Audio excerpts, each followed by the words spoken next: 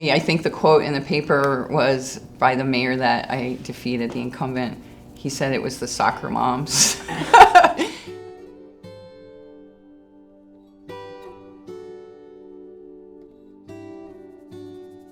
I'm just kind of thinking about, oh, all these memories. I had I think it was my 13th birthday at the Statue of Liberty. Because I grew up outside of New York City, so I used to go in the city for, the zoo and museums and plays and symphony. I was really lucky that way. My adopted mother's story was she got a call, they waited 7 years for me to arrive, and she called all her friends and put me under the Christmas tree, and she always told me that I was the best Christmas gift she ever got.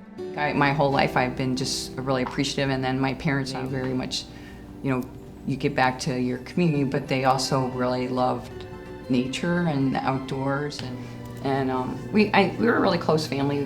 We camped and did a lot of vacations, and my mother's very traditional. This was back in the 60s. She did a little bit as a realtor, but she really believed in the traditional role of a mom. I think high school was really hard for me, and the first time I went back for my 10-year reunion, everybody remembered a totally different Gretchen than what I remembered. I almost flunked out of college my first 2 years.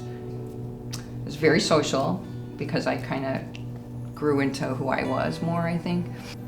And so I got a BS in accounting, and then I moved to DC after I finished college. I had a pretty full career, pretty busy. I worked like 12 hours a day in my job in DC, and my husband at the time got a job offer out here. When I moved to Saline, I had an infant, and we didn't think we were going to stay in Michigan. We thought it was going to be a year or two, and so we kept our house in DC. But then we realized that this was where we wanted to raise a family, and then we just got lucky because we had bought this house in Saline, and then I learned the schools were really good, and Michigan's kind of tough in the winter to meet people, especially when you don't know anybody and you have an infant. So I started volunteering in the community, and there was talk of building a recreation complex in Saline, and I thought that was a great idea because, like I said, I moved here with a baby, and in the middle of the winter I was going completely stir crazy, and so I helped with that. I volunteered, and they put me in charge of fundraising, actually.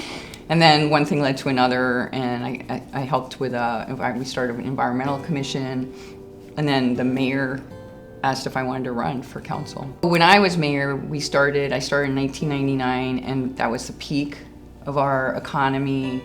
Everything was going gangbusters. We had a lot of money. Kind of was like, well, what are the things that if I could wave a magic wand? Where the rec center was one thing, having a place for neighbors to come in and play. Our library was really small.